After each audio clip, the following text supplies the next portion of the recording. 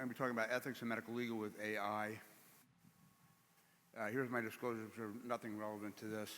These are kind of the things we're going to talk about, but you think about it, what we need in the ethics of dealing with all this probability goes back to Sir William Osler, who was talking about uncertainty and probability back in the day, but obviously we have much more things when you go up to, this is Dr. Peter Lee, who's in charge of the medical aspect of Microsoft. If you're ever interested in a good book that kind of reviews all these ethics, I would highly suggest this, but our previous authors have already gone through what is AI. Is it the artificial intelligence? Are we talking about deep learning, machine learning? They're all somewhat different. And in this we have the medicine and learning, the national processing, which I think Mo was alluding to before, and robotics. And these are going to have different ethical implications depending upon how much they interact with the patient. Some could be quite linear, as Ron was just alluding to, with like the robotics versus managing patient care in the office. And part of that also gets into the data science that makes this actually all work is also going to be logarithmically growing over time. And what's complicated now may be less complicated going forward with different being. But so this is kind of actually a review slide of what we talked about already today of what is AI? Are we talking about the machine learning, the robotics, voice to text, text to voice, et cetera. But what we really need to talk about is, for the ethics component to this, is how much is really being involved. Is it a limited data set, or as you migrate towards the right, these larger neural networks where you can have much more bias being built in. So if you look at this slide, it talks about machine learning, which could be on a relatively limited data set, being very focal, things for robotics or those type of aspects, versus on the deep learning where they're encompassing multiple data sets, and it's actually very little human interaction and more reliance on these data sets to interact with each other. The biggest part for the ethics, I think, can also be alluded to this slide. So on the far left, you see all the data inputs that go into it. And these different machine models then go in, get that data set, and then put whatever the algorithm is to then do the output. And here's where I think the rubber hits the road. One, where is that data coming from? The term "you are what you eat" is very much appropriate in this whole AI paradigm, because they may not have access to all the different data sets. You look at all of the QOD and ASR, that's going to be invisible to ChatGPT if it's trying to be doing what's the best thing. Now again, these systems can learn. If you put ChatGPT in the first time I used it, it was like, how do you treat a herniated disc? Actually, the first thing I put it was, what is the air velocity of a sparrow? And it said, oh, going Monty Python on me. I said, I like this tool. Anyways, but ChatGPT, how do you take care of a herniated disc? Going to put out a whole bunch of stuff. And go, ChatGPT, how do you take care of a herniated disc? Limit your search to anything that's been published in PubMed. It's a different answer. It's not using TikTok like we saw before, et cetera. But that's where those data sets are coming from. And a lot of the data is siloed.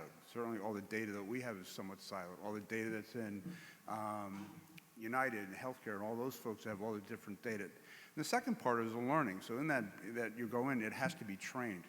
So who's training? It certainly isn't us. Okay, and just we talked about some of the other things in medical healthcare policy, maybe training it, and maybe be tipping their finger on what is more important and what's not more important. And we need to be really cognizant of that before we get the outputs. Scott already alluded to hallucinations, and we talk about it. Yes, it's fine if you're ordering chop suey and you get the wrong thing. Yes, I did look that up. But when you're talking about with a patient right in front of you with a complex medical thing and it hallucinates, you're going to quickly lose trust, and it's obviously got ethical as well as legal implications thereof. And when you look at this slide, it says, well, what do you do when you see a hallucination, if you even realize it? And most of those, the light blue and the dark blue, talk about, well, I cross-reference it with other trusted sources. Well, what are those trusted sources? And if we keep going down this thing, we're not going to have those trusted sources. Rely on my own sense of instincts, which is exactly what we do in the OR now if you're using a robot. So that doesn't look quite right, because we've done this open so many times before. Seek verification from outside experts. Again, we're going down this thing. It's like more sophisticated information. It's like, well, I don't know much about coding, but ChatGPT, give me the codes for doing a T10 to pelvis with A-lifts, et cetera. And if you don't know what those codes are, say, oh, yeah, that sounds good, but it could be all hallucinations. So this is going to be an important part for cross-referencing going forward. Here are the current applications, imaging, analytics. We talked about this before. And there's obviously potential benefits for the patient for improving their outcomes, enhancing operational efficiencies, as Mo was alluding to before, putting things into Epic, et cetera. But what are these ethical considerations? First and foremost, we have to protect patient autonomy about doing. We're talking about huge amounts of data, but at the end of the road, we want to see what we're doing with that patient or who's interacting with it. The informed consent process, we already just went through that already, but it's informed consent both ways. It's also for the doctor as well. Are you going to be consenting yourself to be using these paradigms and like releasing some of your autonomy to interact with these patients going forward? Building trust, and I think that has to go both ways. These are coming out, obviously, and this is not an old person like me and a young person like Andy Chan. They're going to be different, but you have to still trust in it. And we also have to have our patients have trust that they can actually go to this. And one of the problems with these computers is when you're sitting there giving difficult information, I can see Zoe up here is talking like, Z up here, we're talking a big brain tumor or skull-based tumor. What's the empathy going to be that if they're going to be getting that information in silo? And it's kind of hard to message that information along.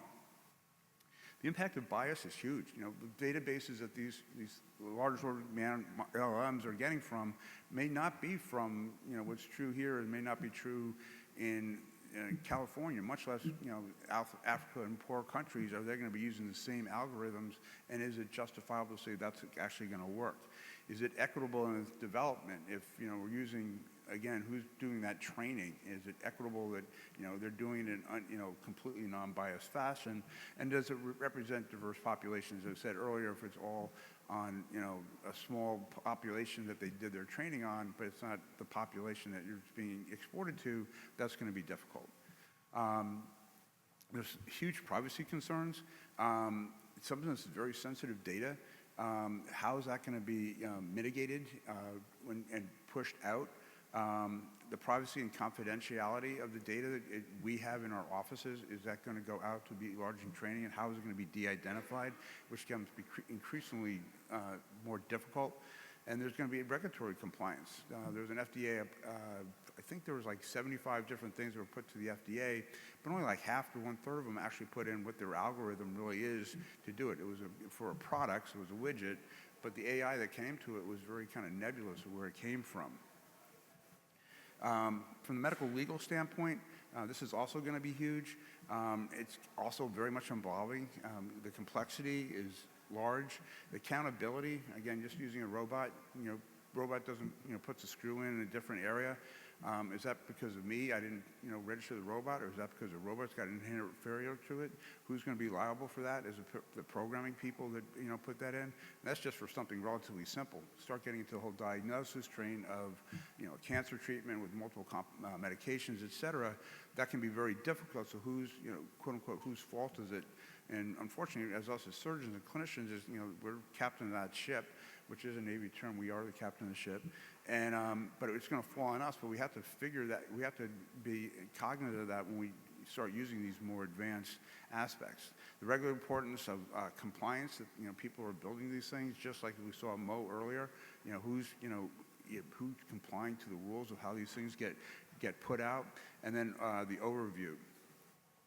Intellectual property rights. Again, this is one of the reasons I think we have a problem with the databases, is that people are siloing their data because it's our data, and people have been somewhat reluctant to put a lot of this data forward. And until we get that trustworthiness that, it's going to be, quote unquote, greater good. But if you have intellectual property in that, then you're going to be, somewhat less to do that if you have a somewhat unique idea. Successful AI diagnostic tools, we've seen that already. It's certainly gone in with imaging, where 10 years ago, why are you showing the X-ray? Now these systems can crawl into the X-rays and actually give the information that we need and the measurements quite readily.